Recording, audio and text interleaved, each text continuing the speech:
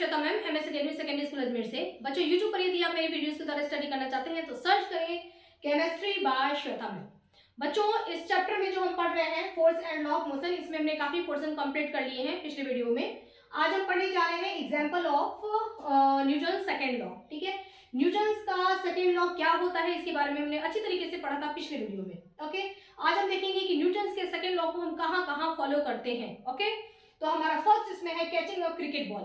आपने देखा होगा क्रिकेट के मैदान में जब एक प्लेयर जब बॉल को कैच करते हैं तो वो क्या करते हैं कि बॉल को वो डायरेक्टली फटाक से वो कैच नहीं कर लेते। ठीक है, क्योंकि उनको ट्रेनिंग दी जाती है कि आपको बॉल को तुरंत यूं ही नहीं पकड़ना है, बल्कि अपने हाथ को क्या करते हैं पीछे के साइड में ले जाते हैं ना। तो अपने हाथ को ऐसे पीछे के साइड में ले जाकर के और नीचे यहाँ पर आकर के पीछे के साइड में वो बॉल को कैच करते हैं, या इधर यहाँ ले आकर के बॉल को कैच करते हैं। ठीक है, यानी कि डायरेक्टली बॉल दिख भी रहा है, फिर उसको तुरंत नहीं पकड़ना, बल्कि थोड़ा टाइम के बाद वो थोड़ा डिस्टेंस लेकर के, थोड़ा टाइम इंटरवल्स लेकर के और तब बॉल को वो कैच करते हैं।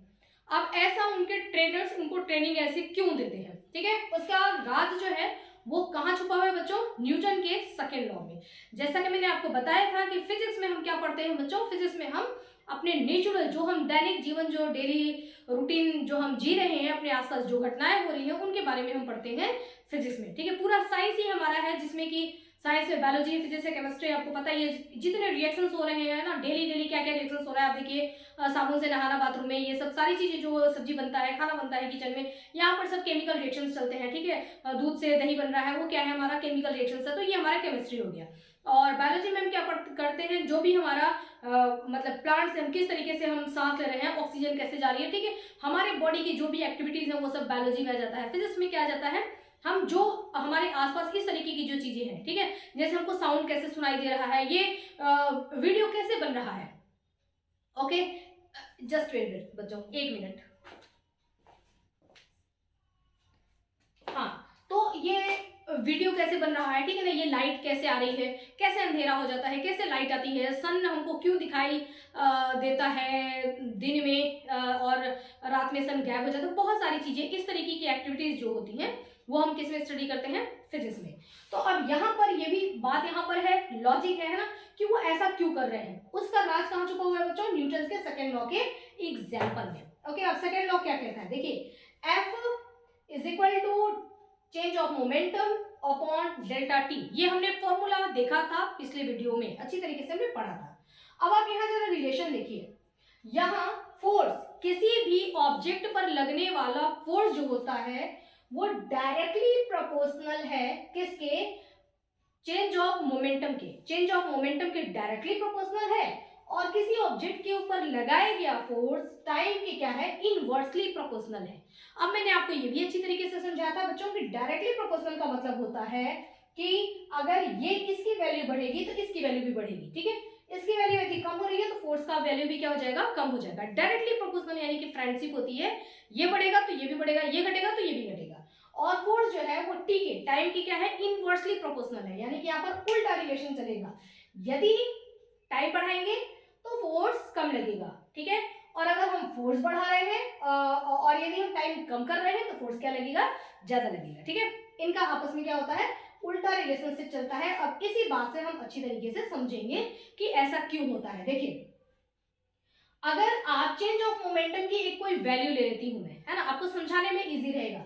कोई भी आप वैल्यू ले लो, सपोज करो कि चेंज ऑफ मोमेंटम की वैल्यू है del P is equal to 8 kg into metre per second. Okay, ये हमने क्या ले लिया? 8 kg, 8 पॉइंट ले लिया, मतलब डेल पी की वैल्यू 8 ले लिया हमने और टी की वैल्यू हमने ले लिया 2 सेकेंड। ठीक है, मतलब इसका मतलब क्या हुआ कि चेंज ऑफ मोमेंटम, मोमेंटम में जो चेंज हो रहा है वो 2 सेकेंड में हो रहा है ना।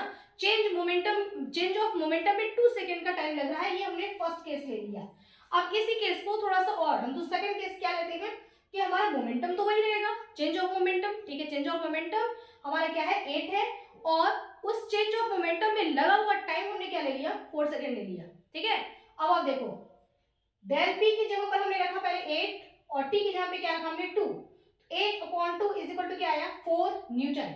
यदि हमारा डेल पी की वैल्यू 8 है और टाइम की वैल्यू यदि यहाँ पर 2 है तो फोर्स कितना अप्लाई हो रहा है? फोर्स की वैल्यू आ गई है 4 न्यूटन।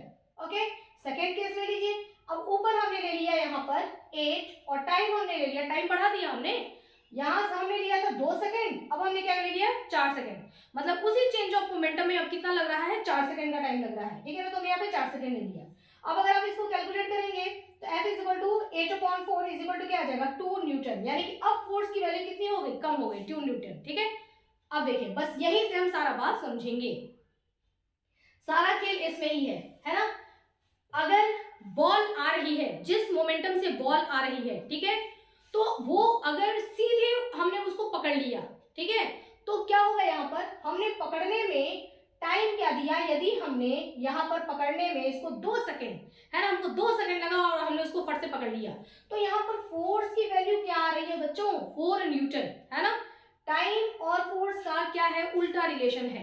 यदि आपने कम टाइम दिया तो फोर्स ज्यादा लगेगा, मतलब जो बॉल आ रही है ना वो बहुत फोर्स के साथ आएगी, और आपकी ये जो हाथ बॉल वो कितनी स्ट्रांग होती है ना, तो आपके हाथ में या फिंगर्स में इंजरी हो सकती है, ठीक है। यदि आपने कम टाइम दिया यानी कि फट से आपने पकड़ लिया बॉल को, ओके, तो फोर्स क्या हो जाएगा ज्यादा, है ना। तो यहाँ पे टाइम आपने क्या किया, टाइम आपने किया कम, ठीक है, तो फोर्स क्या लगा ज्यादा। अब आप क्या करिए, टाइम को बढ़ा दीजिए, बॉल को आप यहाँ ना कैच करके हाथ को पीछे ले जाइए, इससे क्या होगा कि जो बॉल आ रही है आपने उसको थोड़ा टाइम दे दिया, ठीक है ना, टाइम आपने बढ़ा दिया, उसके बाद आपने उसको कैच किया, ओके।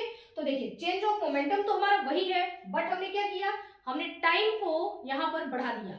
हम पहले यहाँ कैच कर रहे थे, नहीं, अब हम यहाँ कैच नहीं करेंगे, बल्कि हम हाथ को पीछे ले जाएंगे, हम 4 सेकंड के बाद उसको कैच करेंगे, तो यहाँ पर वैल्यू क्या आ जाएगी 8/4 इज इक्वल टू 2, यानी कि फोर्स क्या हो गया यहाँ पर कम हो गया, है ना।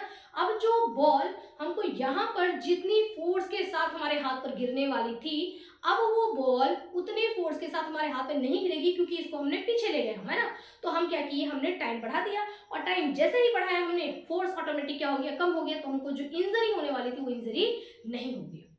क्लियर हो गया बच्चों, बात समझ में आई आपको। यानी कि फोर्स और टाइम का आपस में क्या रिलेशन होता है, उल्टा रिलेशन होता है। आप टाइम को बढ़ा दो तो फोर्स क्या हो जाएगा, अपने आप फोर्स कम हो जाएगा, मतलब लगने वाला फोर्स कम हो जाएगा। जब फोर्स कम होगा तो जाहिर सी बात है कि इंजरी भी क्या होगी, कम होगी, ठीक है। आई होप कि आपको ये केस समझ में आ गया होगा, है ना। इस वजह से जो क्रिकेट जो प्लेयर्स होते हैं वो अपने हाथ को पीछे ले जाते हैं, यानी कि पीछे ले जाकर के वो टाइम दे रहे हैं, ठीक है ना, टाइम बढ़ा रहे हैं ताकि फोर्स क्या हो जाए, कम हो जाए, ओके। अब देखिए आप सेकंड केस देख लीजिए। सेकंड केस में बच्चों क्या है, the case of high jumper, ठीक है ना। हम हाई जंपर का केस लेते हैं। यदि कोई हाई जंपर है, ठीक है, वो जब जंप करता है, ठीक है ना, उसने हाई जंप लिया, तो जंप करने के बाद जब वो नीचे आता है तो वो क्या करता है, नीचे आता है तो क्या वहां पे जहां वो नीचे आ रहा है फर्श पर, क्या वो बिल्कुल फर्श होता है या वहां पर मिट्टी होती है, वहां पर क्या होती है, मिट्टी होती है, ठीक है ना, फर्श नहीं होता है। यदि वो ऊपर से हाई जंप करके और सीधे यदि वो फर्श पे आता है तो क्या होगा, फोर्स की वैल्यू बढ़ जाएगी, और फोर्स की वैल्यू बढ़ जाएगी तो उसको इंजरी हो सकती है ना, उसके पैर में बहुत ज्यादा ही फोर्स लगेगा और उसको चोट लग सकता है, ठीक है। तो उसको क्या किया जाता है कि ऊपर से वो जंप करता है जब नीचे मिट्टी में आता है, ठीक है। तो मिट्टी में क्या होता है, मिट्टी मतलब एक समझ लीजिए गद्दे जैसा हो गया, ठीक है ना, या तो मिट्टी में उसको वो जंप करता है या फिर वहां पर कुछ रखा था कुशन जैसा, है ना, कुछ मोटा कुशन रखा रहता है जिस पर कि वो आकर के जंप करता है, ठीक है। तो जब यहाँ जंप करेगा ना तो क्या होगा कि उसका जो चेंज ऑफ मोमेंटम है ना, हम डेल पी की बात करें, जो चेंज ऑफ मोमेंटम और अपॉन जो डेल टी टाइम जो है उसका मोमेंटम एकदम से, मतलब वेलोसिटी वो सीधे, अगर फर्स्ट है तो वो सीधे आया और सीधे, मतलब उसकी जो हमारी फाइनल वेलोसिटी होगी वो क्या हो जाएगा, सीधे जीरो हो गया, ठीक है ना, वो तुरंत नीचे आया और जीरो हो गया उसकी फाइनल वेलोसिटी, ठीक है। तो जब फाइनल वेलोसिटी जीरो हो जाएगा तो यहाँ पर डेल पी की वैल्यू क्या हो जाएगी बच्चों, डेल पी की वैल्यू वहां पर ज्यादा आएगी, ठीक है, और मतलब चेंज ऑफ मोमेंटम की वैल्यू ज्यादा आएगी, और जब चेंज ऑफ मोमेंटम की वैल्यू ज्यादा आएगी तो फोर्स भी क्या होगा वहां पर ज्यादा लगेगा, यानी कि उसके हाथ पैर में इंजरी हो सकती है। अब हमने क्या किया कि हम थोड़ा सा हमने उसको गद्देदार चीजों पे किया, तो वो एक बार नीचे गया ऊपर आया, है ना, नीचे गया ऊपर आया, ठीक है, क्योंकि अगर वो चीज वो उस पे गिर रहा है, कुशन पर गिर रहा है, तो उसने एक्शन लिया, ठीक है, यहाँ पर थर्ड लॉ फॉलो होगा और वो थोड़ा सा ऊपर आएगा, कुशन भी उसको क्या करेगी, उसको रिएक्शन, है ना, यानी कि फोर्स थोड़ा वो उछलेगा फिर नीचे आएगा, तो वो एकदम से सीधे उसकी जो फाइनल वेलोसिटी है, ठीक है, मतलब रुकने का, कि तुरंत रुक गए, गिरे और तुरंत रुक गए, उसी को समझ लीजिए फाइनल वेलोसिटी, है ना। गिरे और तुरंत रुक गए, जो वो तुरंत नहीं रुकता है, बल्कि क्या होता है, स्टेप बाय ग्रेजुअली, धीरे धीरे धीरे धीरे वो स्टॉप हो रहा है, ठीक है। यदि वो इस पर या तो मिट्टी पर अगर वो जंप करता है या फिर अगर वो किसी गद्दे पे जंप करता है तो वो क्या करेगा, धीरे धीरे रुकेगा, है ना। तो धीरे धीरे मोमेंटम में चेंजेस आएगा तो फोर्स भी क्या लगेगा, फोर्स भी वहां पर कम लगेगा और उसको इंजरी नहीं होगी। ठीक है, ये हो गया हमारा सेकेंड। थर्ड वाला देखिए, the use of seat belt in car. जब कार में सीट बेल्ट लगाते हैं, है ना, तो ये लगाना बहुत जरूरी होता है। क्यों? क्योंकि यहाँ पर भी हमारा यही रूल फॉलो होता है। यदि कार चल रही है ना, चलते चलते अगर कार जो है एकदम सडनली एकदम स्टॉप हो गई, ठीक है, सडनली अगर स्टॉप होती है तो क्या होता है कि जो इंसान है उसके ऊपर फोर्स बहुत ज्यादा लगेगा, वो क्या हो जाएगा, आगे की तरफ वो गिर जाएगा। ठीक है, क्योंकि मैंने अभी आपको बताया ना कि क्या होगा यहाँ पर कि एकदम से रुक गया, मतलब आपकी जो आखिरी मतलब फाइनल जो वेलोसिटी थी ना, एकदम सीधे स्टॉप, है ना, स्टॉप होने की वजह से ये डेल पी की वैल्यू बढ़ जाएगी। रिलेशनशिप हम कहाँ से देख रहे हैं बच्चों, हम रिलेशनशिप देख रहे हैं, एक बार डेल पी और टी के एफ के बीच में हमने रिलेशन देखा, एक बार डेल टी और एफ के बीच में रिलेशन देखा। बहुत सारी चीजें आपको एग्जैक्टली समझ में आएंगी इनके रिलेशन के में, और बहुत सारी चीजें हम इसके रिलेशन में समझ लेंगे। देखिए, अगर वो सडनली रुक जाता है ना, गाड़ी सडनली रुकी है और उसने अगर सीट बेल्ट नहीं लगाया हुआ है तो उसको क्या होगा, उसके ऊपर फोर्स बहुत ज्यादा लगेगा, झटका उसको बहुत ज्यादा लगेगा, फोर्स ज्यादा लगेगा। फोर्स क्यों ज्यादा लगा, क्योंकि उसने सीधे वो जब रुक जाएगा ना एकदम एग्जैक्टली, मतलब फाइनल वेलोसिटी 0 है ना, सडनली हो गया, तो वहां पर डेल पी की वैल्यू ज्यादा आएगी। रिलेशन हमने क्या देखा है कि डेल पी की वैल्यू ज्यादा है तो फोर्स भी क्या होगा, ज्यादा लगेगा, और वो इंसान जो है उसको बहुत ज्यादा ही आगे की तरफ झटका लगेगा।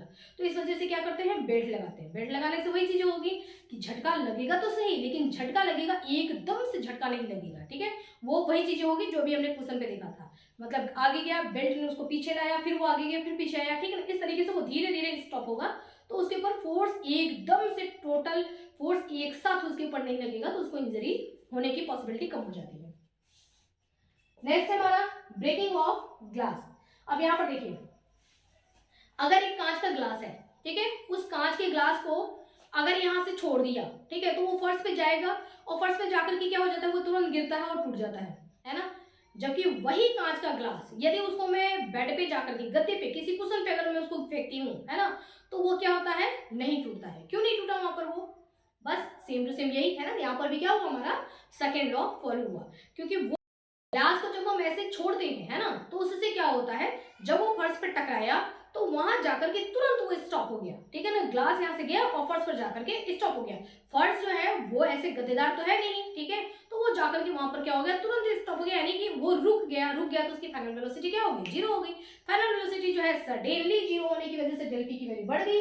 डेल पी की वैल्यू बढ़ गई तो फोर्स भी क्या लगेगा, ज्यादा फोर्स लगेगा, और ज्यादा फोर्स लगेगा तो कांच का ग्लास क्या हो जाएगा, ब्रेक हो जाएगा। लेकिन क्वेश्चन पे हम डालते हैं तो डेल पी की वैल्यू चेंज, डेल पी जो है ये क्या होता है, वेलोसिटी तुरंत नहीं, फाइनल वेलोसिटी तुरंत स्टॉप नहीं हो रही है, बल्कि धीरे धीरे धीरे धीरे मतलब चेंजेस आ रहा है, एकदम से 0 नहीं हो रहा है। तो फोर्स भी क्या होगा, एकदम से पूरा फोर्स अप्लाई नहीं होता, जिसकी वजह से नहीं टूटता है। ठीक है, अब देखिए, the karate players hits the piles of tiles, है ना, जो टाइल्स होता है, उन टाइल्स के बहुत सारे टाइल्स ऐसे ऐसे ऐसे ऐसे इकट्ठे करके, ठीक है, और एक कराटे प्लेयर्स है तो वो क्या करते हैं, वो जब उसके ऊपर उसको हिट करते हैं तो क्या होता है, देखते हैं कि वो जो है सारे टाइल्स जो है एकदम फटाक से टूट जाती हैं। ठीक है, लेकिन यही काम अगर हम करें तो नहीं टूटती हैं, है ना। उन्होंने ऐसे क्या किया, ठीक है, कैसे उनसे टूट गया और कैसे हमारे से नहीं टूटा, ये डिपेंड करता है प्रैक्टिस पर। देखिए, एक्चुअल में उन्होंने क्या किया कि बहुत सारे टाइल्स लगी हुई है, उसके ऊपर वो जो फोर्स अप्लाई कर रहे हैं, उन्होंने कुछ ट्रिक करके उस अप्लाई किए गए फोर्स की वैल्यू को क्या किया, बढ़ा दिया। ठीक है, और हम यही चीज नहीं कर पाते हैं, टाइल्स तो लगी है, हम भी मारते हैं, हमको लगता है हम बहुत जोर से मार रहे हैं, ठीक है, लेकिन हमारा फोर्स उनके तुलना में, फोर्स जो है, ताकत उनके पास भी मान उतनी ही है, सेम ताकत है, लेकिन एक ट्रेंड अगर कराटे प्लेयर्स है ना, वो मारते हैं तो टूट जाती है, और दूसरा जो उतनी ही ताकत वाला उतनी ताकत से मारा नहीं टूट रहा है। कारण क्या है, कारण है कि उन्होंने एक ट्रिक यूज किया है। कौन सा ट्रिक यूज किया है, वो ट्रिक है हमारा न्यूटन सेकेंड लॉ। ठीक है, उन्होंने क्या किया कि टाइम को वो लोग क्या करते हैं, वो लोग मैनेज करते हैं, उनकी प्रैक्टिस जो होती है वो टाइम पर होती है। उन्होंने टाइम को कम कर दिया, है ना, बहुत ही शॉर्ट टाइम में, मतलब आपको दिखाई भी नहीं देगा, आपको स्लो मोशन में करके देखना पड़ेगा कि कब उन्होंने मारा, है ना। टाइम को उन्होंने जब कम कर दिया, ठीक है, तो उनके द्वारा लगाया गया फोर्स की वैल्यू क्या हो जाएगी, बढ़ जाएगी। मैंने बताया ना कि दोनों क्या है, एक दूसरे के अपोजिट होते हैं। ठीक है। तो टाइम आपने कम किया तो फोर्स की वैल्यू क्या हो जाएगी, बढ़ जाएगी। उन्होंने टाइम इतना कम किया, ठीक है, कि हमको दिखा भी नहीं कि कब ऐसा हो गया है ना, इतना कम, इतना शॉर्ट टाइम उन्होंने लिया, तो फोर्स की वैल्यू क्या हो गई, बढ़ गई। और सडनली जब फोर्स लगा तो वो क्या हो गया, एकदम से टूट गया। ठीक है, वही चीज यहाँ पे ग्लास में भी हो रहा है। ग्लास को छोड़ा, सडनली इतना ज्यादा फोर्स लगा फर्श पर कि वो ग्लास टूट गया। ठीक है, तो ये चीजें जो है, ये सडनली ऐसा हो रहा है ना, टाइम यहाँ पे क्या हो रहा है, कम लग रहा है, तो फोर्स वहां पे क्या लगेगा, टाइम यहाँ पे कम लगा। ठीक है, तुरंत स्टॉप, ग्लास गया और तुरंत रुक गया वहां पर, है ना, टाइम कम लगा उसको, तो क्या हो जाएगा, वो टूट जाएगा। इसी तरह से कराटे, उन्होंने टाइम इतना कम लिया कि फोर्स क्या हो गया, बहुत ज्यादा लगा, और वो टाइल्स जो होंगे वो क्या हो जाएंगे, टूट जाएंगे। दूसरे ने तोड़ा तो सही, फोर्स तो खूब लगाने की कोशिश कर रहे हैं, ठीक है, लेकिन यहाँ पर टाइम हम ज्यादा ले रहे हैं, तो हम ऑटोमेटिक हमारा फोर्स क्या हो जा रहा है, कम हो जा रहा है, उनके इतना बराबर नहीं हो रहा है, इस वजह से वो टाइल्स नहीं टूटता, उल्टा जो है हमारे हाथ में इंजरी हो जाती है। तो ये कुछ एग्जाम्पल आपने देखे जहां पर हमने देखा कि न्यूटन का सेकेंड लॉ फॉलो हो रहा है। ओके, आई होप कि आपको बात समझ में आ गई होगी। न्यूटन के पूरे सेकेंड लॉ को अभी आप अपने इर्द गिर्द और भी बहुत सारे एग्जाम्पल देख सकते हैं जहां पर भी न्यूटन का सेकेंड लॉ फॉलो हो रहा है। ठीक है, हम टाइम कम कर देते हैं तो फोर्स वहां पे ज्यादा लगेगा, है ना, ऐसा बहुत सारी चीजें आप देखेंगे। ठीक है, और टाइम को बढ़ा देंगे तो फोर्स वहां पर कम लगेगा। ठीक है, मोमेंटम के चेंज ऑफ मोमेंटम में आप ध्यान रखना, आप केवल इतना याद रखो कि चेंज ऑफ मोमेंटम का मतलब कि अगर कोई चीज सडनली स्टॉप हो गया, रुक गया, तो उसका जो फाइनल वेलोसिटी होगा v की वैल्यू वो क्या हो जाएगी, सडनली v की वैल्यू क्या हो जाएगी बच्चों, जीरो, है ना, v की वैल्यू सडनली जो है जीरो हो जाएगी। और जब v की वैल्यू एकदम सडनली जीरो हो जाएगी तो इसकी वैल्यू डेल p की वैल्यू फिर ज्यादा होना ही है। ठीक है, और जब डेल p की वैल्यू जब ज्यादा होगी तो जाहिर सी बात है कि फोर्स भी क्या लगेगा बच्चों, फोर्स भी ज्यादा लगेगा। ठीक है, तो आपको दो चीजों से आप इसको समझ सकते हैं, जितने भी एग्जाम्पल हो, कि F का डेल P के साथ आमने सामने का रिलेशन है। ठीक है, डेल P की वैल्यू बढ़ती है तो फोर्स भी ज्यादा लगेगा। ठीक है, डेल P की वैल्यू कम हो जाएगी तो फोर्स भी कम होगा। और टाइम के साथ इसका क्या रिलेशन है, अपोजिट रिलेशन है। टाइम अगर बढ़ता है तो फोर्स कम लगेगा, और टाइम अगर कम होता है तो फोर्स ज्यादा लगेगा। ठीक है, तो ये हमने देखा न्यूटन के सेकेंड लॉ के एग्जाम्पल। अब आते हैं हम लोग न्यूटन के थर्ड लॉ में। देखिए, न्यूटन का थर्ड लॉ क्या कहता है, whenever one body exert a force on another body, the second body exert an equal and opposite force on the first body. ठीक है, ये क्या कहना चाह रहा है, देखिए न्यूटन का फर्स्ट लॉ हमको क्या बताता है, इफेक्ट ऑफ फोर्स, कि फोर्स का इफेक्ट हुआ है। ठीक है ना, किसी ऑब्जेक्ट में अगर कोई ऑब्जेक्ट अगर मूव कर रही है या रुक गई है, ठीक है, मूव कर रही थी उसको रोक दिया गया है, मतलब यहाँ पर फोर्स अप्लाई किया गया है। ठीक है, या हमने किसी चीज ऑब्जेक्ट का अगर शेप बदल दिया, मतलब जरूर किसी ने इसके ऊपर फोर्स अप्लाई किया होगा। तो इफेक्ट ऑफ फोर्स हम कहाँ देखते हैं, न्यूटन के फर्स्ट लॉ में देखते हैं। न्यूटन के सेकंड लॉ में हमने क्या पढ़ा कि व्हाट इज फोर्स, फोर्स होता क्या है। ठीक है, और फोर्स और मोमेंटम का आपस में क्या रिलेशन होता है, ये सारी चीजें हम क्या पढ़ते हैं न्यूटन के सेकंड लॉ में। अब न्यूटन का थर्ड लॉ जो है वो क्या है, लॉ ऑफ एक्शन रिएक्शन, यानी कि ये क्या बताता है, ये बताता है properties of the force, force के क्या क्या गुण होते हैं, अगर किसी चीज को फोर्स अप्लाई किया गया है तो उसकी क्या क्या प्रॉपर्टी होगी, यानी कि एक्शन रिएक्शन के बारे में बताया गया है न्यूटन के थर्ड लॉ में। ठीक है, अब देखिए यहाँ पर जो ये बातें बोली गई, क्या बोला गया, व्हेनेवर वन बॉडी, मान लो कि मैं ही वन बॉडी हूँ, ठीक है, एक्सर्ट अ फोर्स, अब मैं फोर्स एक्सर्ट कर रही हूँ किसके ऊपर, इस बोर्ड के ऊपर। ठीक है ना, exert a force on another body, another body क्या है, ये बोर्ड ले लो। ठीक है ना, बोर्ड क्या है, अनदर बॉडी है। ठीक है, द सेकेंड बॉडी, मतलब ये बोर्ड जो है, ठीक है, exert an equal and opposite force, अब ये बोर्ड भी उतना, जितने फोर्स से मैं इसको प्रेस कर रही हूँ, ये बोर्ड भी उतने ही फोर्स से मेरे ऊपर भी उतना ही फोर्स लगा रहा है, लेकिन कौन से डायरेक्शन में, अपोजिट डायरेक्शन में। ये मुझे इधर की तरफ धक्का देगा और मैं इसको इधर की तरफ धक्का दे रही हूँ। ठीक है, तो जितना फोर्स मैंने बोर्ड की तरफ लगाया, बोर्ड ने भी उतना ही फोर्स मेरे ऊपर भी लगाया, लेकिन मैंने इस डायरेक्शन में लगाया, इसने इस डायरेक्शन में लगाया। यानी कि एक ऑब्जेक्ट के ऊपर अगर आपने 4 न्यूटन का फोर्स लगाया है तो वो ऑब्जेक्ट भी आपके ऊपर 4 न्यूटन का ही फोर्स लगाएगा, लेकिन डायरेक्शन क्या होगा, अपोजिट होगा। यानी कि आप पहले वाले को बोल सकते हैं कि 4 और दूसरे वाले के 4 न्यूटन, और दूसरे को आप क्या बोल सकते हैं, -4 न्यूटन। ओके, ये है हमारा न्यूटन थर्ड लॉ। ठीक है, और जिसने, जैसे वन बॉडी, अगर मैंने इसके ऊपर फोर्स लगाया है तो मैं फर्स्ट हूं। ठीक है, मैं फोर्स लगाने वाला पहला कौन है, मैं हूं, तो मेरे द्वारा जो फोर्स लगा है उसको बोलेंगे एक्शन। एक्शन तो मैंने लिया, तो उधर से जो होगा वो क्या होगा, रिएक्शन। इसने जो मेरा अपोज किया, उतना फोर्स लगा करके मुझे अपोजिट डायरेक्शन में जो ढकेला है उसको हम क्या बोलेंगे, रिएक्शन। ठीक है, बातों का भी एक्शन रिएक्शन होता है ना। अगर मैं किसी को कुछ बोलती हूँ तूने ऐसा किया, अच्छा तुम ऐसा किया, ठीक है, ये एक्शन, और उधर से कहाँ क्या आया, रिएक्शन, ठीक है। तो एक्शन और रिएक्शन का लॉ, ये क्या होता है, न्यूटन का थर्ड लॉ, ठीक है। चलिए अब हम देखते हैं कुछ example of the third law of Newton, ठीक है। पहला एग्जाम्पल क्या है, हाउ डू वी वॉक, हम चलते कैसे हैं, है ना, हम चल रहे हैं, कैसे चल पाते हैं, ठीक है। तो हम जो वॉक कर पाते हैं उसके पीछे भी हमारे न्यूटन है, ठीक है ना, हमारे साइंटिस्ट रिस्पेक्टेड न्यूटन जी हैं, ठीक है। इनका को समझाने से पहले मैं आपको दूसरा एग्जाम्पल समझाती हूँ, बोट और स्विमर, ठीक है। आप देखिए, आपने किसी बोट को देखा है पानी में, नदी में चलते हुए। बोट में क्या होता है कि यूं लेकर के और पानी को पीछे की तरफ, ऐसे पानी को पीछे की तरफ ऐसे किया जाता है, ठीक है। यानी कि हमने फोर्स लगाया वाटर के ऊपर, हमने फोर्स लगाया, उसको वाटर को पीछे की तरफ ढकेला, तो उस नदी का पानी भी हमको क्या करता है, आगे की तरफ ढकेलता है, ठीक है। तो हम हो गए फर्स्ट फोर्स लगाने वाले। हमने जब फोर्स लगाया तो हमने क्या किया, पानी के ऊपर हमने जब फोर्स लगाया तो वो हमने क्या किया, एक्शन। तो पानी ने हमको जब आगे की तरफ ढकेला तो वो क्या हो गया, रिएक्शन, ठीक है। जितना फोर्स हमने लगाया उतना ही फोर्स उसने भी लगाया। हमने फोर्स पीछे के साइड में लगाया, उसने फोर्स आगे की साइड में लगाया, तो हम क्या करते हैं, हमारी बोट आगे की तरफ चलती है, ठीक है। तो ये क्या है हमारा example of Newton third law, ठीक है। दूसरा स्विमर, आपने किसी तैरते हुए देखे आप, है ना। तो जो स्विमर होते हैं, जो स्विमिंग करते हैं, वो क्या करते हैं, पानी अपने हाथ को मारते हैं, ठीक है ना, और हाथ और पैरों से पानी को पीछे की तरफ, यानी कि फोर्स लगा रहे हैं वाटर पर, जिस पानी में तैर रहे हैं उसको पीछे की तरफ, उस पर फोर्स लगा रहे हैं, उसको पीछे की तरफ ढकेल रहे हैं। तो वाटर क्या करता है, अपोजिट में वो भी क्या करता है, उतना ही फोर्स लगाता है आगे के डायरेक्शन में, ठीक है। तो स्विमर जो होते हैं वो क्या होते हैं, आगे की तरफ चलते जाते हैं, ठीक है। यही सेम काम होता है जब हम चलते हैं। हम चलते हैं तो हम भी क्या करते हैं, हम आगे की तरफ चल रहे हैं, यानी कि हमने फोर्स कहाँ लगाया, हमने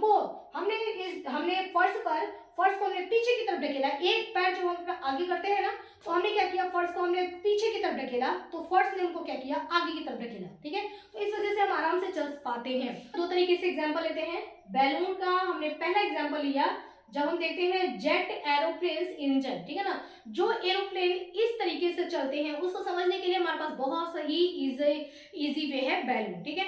एक बैलून ले लो, जैसा कि हमने ये बैलून ले लिया, इस बैलून को फुला हुआ बैलून है, और इस बैलून को हमने सीधे ऐसे छोड़ा। जब हम बैलून को छोड़ेंगे तो बैलून जो है इस डायरेक्शन में भागता है। क्यों इस डायरेक्शन में भाग रहा है, क्योंकि बैलून को जब हमने इसको छोड़ दिया, पहले हम इसको टाइटली पकड़े हुए थे तो इसका हवा यहीं रुका हुआ था, जैसे ही हमने इसको छोड़ा तो बैलून का हवा क्या होगा, बैलून का हवा काफी प्रेशर के साथ किधर आ रहा है, पीछे के साइड में आ रहा है, ठीक है। तो बैलून का हवा जितनी प्रेशर के साथ पीछे की तरफ आएगा, उतने ही प्रेशर के साथ बैलून भी क्या होगा, वो आगे के साइड में जाएगा, ठीक है। तो हवा पीछे के साइड में आ रहा है, बैलून आगे की साइड में जाता है ना। इसी तरीके से जेट एरोप्लेन इंजन जो होते हैं वो भी ऐसे ही चलते हैं। उसमें से जो निकलने वाली गैसें होती हैं वो एयर में पीछे की तरफ ऐसे फोर्स लगा रही हैं, तो एयर उनके ऊपर क्या करता है, आगे की तरफ फोर्स लगाता है, और वो इस तरीके से वो भागती है, ठीक है। दूसरा एग्जाम्पल हम देखते हैं बैलून का ही, रॉकेट के लिए। ये बैलून है, ठीक है, बैलून में हमने हवा भर दिया और बैलून को इस तरीके से ऐसे हमने ले लिया है। अब जैसे ही हम बैलून को छोड़ते हैं तो एयर का प्रेशर किधर की तरफ आएगा, नीचे की तरफ, ठीक है। एयर का प्रेशर नीचे की तरफ आ रहा है, यानी कि ये क्या हो रहा है, हमारा एक्शन। तो एयर भी उतने ही प्रेशर के साथ बैलून के ऊपर भी उतना ही प्रेशर लगाएगी अपोजिट डायरेक्शन में, और बैलून क्या होगा, ऊपर की तरफ जाएगा, ठीक है। ये क्या हो गया, रिएक्शन। तो एक्शन ये हुआ, ये हो गया रिएक्शन। इसी तरीके से रॉकेट में भी होता है। आपने देखा है कि जब रॉकेट जाता है ऊपर की तरफ तो उसमें से पीछे से बहुत ज्यादा प्रेशर के साथ उसमें से फायर निकलता है ना। तो फायर जो निकल रहा है, जिसमें से गैसेस निकल, जो फायर निकल रहा है वो नीचे की तरफ जो है उसको नीचे की तरफ छोड़ा जाता है, ठीक है। तो वो क्या करता है, उतना ही प्रेशर वो ऊपर की तरफ लगाता है रॉकेट के ऊपर, और इतना फोर्स ज्यादा होता है देखो कि वो रॉकेट जो है एकदम से सीधे ऊपर की तरफ निकल जाता है, ठीक है। तो रॉकेट को आप इस बैलून के एग्जांपल से समझ सकते हैं, ठीक है। जेट एरोप्लेन इंजन को आप बैलून के इस डायरेक्शन में छोड़े जाने से समझ सकते हैं, ठीक है। ये हमारा बोट वाला है। बोट में जो है पानी को हमने इधर की तरफ प्रेशर लगाया, यानी कि एक्शन इधर था, तो बोट आगे की तरफ जाएगी, रिएक्शन इधर है। सेम ऐसे ही हमारे चलने का होता है। जब हम चलते हैं तो हम फर्श पर क्या होते हैं, हम इधर की तरफ प्रेशर लगाते हैं तो हम कहाँ जाते हैं, आगे की तरफ जाते हैं ना। फर्श पर हमारा प्रेशर इधर की तरफ रहता है, यानी फोर्स जो है वो इधर की तरफ रहता है, तो हमको फर्श से मतलब जमीन से, ग्राउंड से हम क्या होंगे, हमको आगे की तरफ छोड़ा जाता है, ठीक है। तो हम आराम से ऐसे चल पाते हैं, ठीक है। एक पैर हमने लगा तो हम थोड़ा सा फर्श को पीछे की तरफ ढकेलते हैं, तो फर्श हमको क्या करता है, आगे की तरफ ढकेलता है, ठीक है। फोर्स हमने फर्श से अपने पैरों से फोर्स पीछे के साइड में लगाया तो हम किधर जाएंगे, आगे की साइड में जाएंगे। तो हमारे द्वारा जो फोर्स लगाया गया वो था एक्शन, और उसके बाद जो ग्राउंड है हमको आगे की तरफ जो उतना ही फोर्स आगे की तरफ जो हमारे ऊपर डाला गया वो होगा रिएक्शन। ठीक है, एक और एग्जांपल हम देख लेते हैं, ये गन रिक्वायर्स। देखिए ये गन है हमारा, ठीक है। जब गन को ऑन किया जाता है, मतलब गन को जब फायर किया जाता है, ठीक है, तो क्या होता है, जैसे ही हम यहाँ से ट्रिगर दबाते हैं तो वहां से बुलेट निकलती है। ठीक है, बुलेट जो निकलती है वो बुलेट आप देखते हैं कितनी स्पीड में आगे जाती है ना। पहले जब ऐसी बड़ी वाली जो गन हुआ करती थी तो उसको यहाँ शोल्डर पे यहाँ रख करके उसको चलाया जाता था। कारण क्या कि अगर हम यहाँ रख करके इसको चलाते हैं, है ना, तो गन जो बुलेट यहाँ से निकलेगी तो इसका फोर्स अपोजिट रिएक्शन, जब रिएक्शन होगा तो ये क्या होगा, काफी तेजी से उतने ही फोर्स से ये पीछे की तरफ आएगा तो यहाँ पर इंजर्ड हो सकता है ना, यहाँ पे चोट लग सकती है। तो इसको यहाँ रखा जाता था ताकि पीछे भी जाए तो यूं इधर जाए, पीछे तो कुछ नहीं है। ठीक है, तो जो गन होता है ना, गन से जब बुलेट निकलती है तो वो जितने फोर्स से निकल रही है, ये हो गया एक्शन, उतने ही फोर्स से गन भी क्या होता है, पीछे के साइड में जाता है। ये क्या हो जाएगा हमारा रिएक्शन। जब बुलेट आगे की तरफ जाती है तो बुलेट के इस वेलोसिटी को हम बोलते हैं मजल वेलोसिटी, और जब गन पीछे की तरफ जाती है तो इसको हम क्या बोलते हैं, रिकॉइल वेलोसिटी। ठीक है बच्चों, तो ये हो गया हमारा example of the third law. हर जगह एक्शन का रिएक्शन होता है। यदि एक थप्पड़ लगाया, एक चट अगर यहां लगता है तो इसने भी उतना ही फोर्स इस हाथ पर भी एक्सर्ट किया। ठीक है, ये था एक्शन, और इसके द्वारा जिस पर फोर्स लगा वो था रिएक्शन।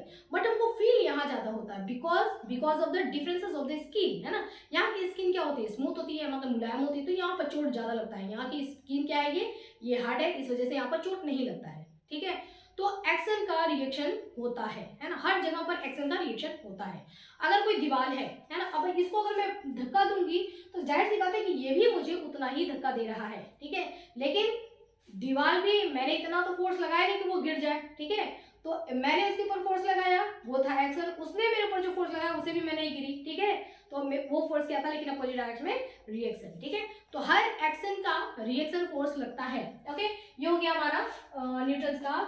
तो आज हमने स्टडी किया हमारा न्यूटन का थर्ड लॉ। ठीक है, इस तरीके से हमारा न्यूटन का फर्स्ट लॉ, सेकंड लॉ और थर्ड लॉ ये तीनों डन हो चुका है।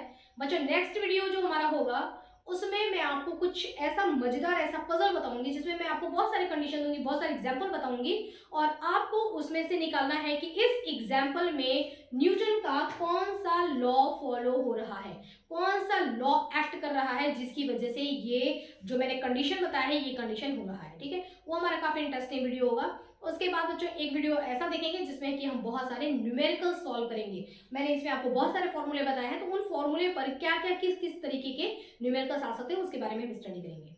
बच्चों यदि आपको मेरा वीडियो ये समझ में आ रहा है, अच्छा लगता है, क्लियरली समझ में आता है, तो प्लीज वीडियो को लाइक कर दीजिए। और यदि आपको कोई क्वेश्चन पूछना हो तो आप क्या कर सकते हैं, कमेंट बॉक्स में लिख करके पूछ सकते हैं। अच्छा लगा हो, समझ में आ रहा हो, या मुझे किस तरीके का और मुझे समझाने में क्या चेंज करना चाहिए, ठीक है, सजेस्ट करना चाहते हैं तो आप सजेशन भी कमेंट बॉक्स में लिख करके बता सकते हैं। ठीक है, चैनल को सब्सक्राइब करिए और वीडियो को शेयर करिए जिनको भी इसकी जरूरत हो, जो भी स्टूडेंट हो, है ना, ज़्यादा से ज़्यादा वीडियो को शेयर करिए। ओके स्टूडेंट, स्टडी करते रहिए, मिलेंगे नेक्स्ट वीडियो में।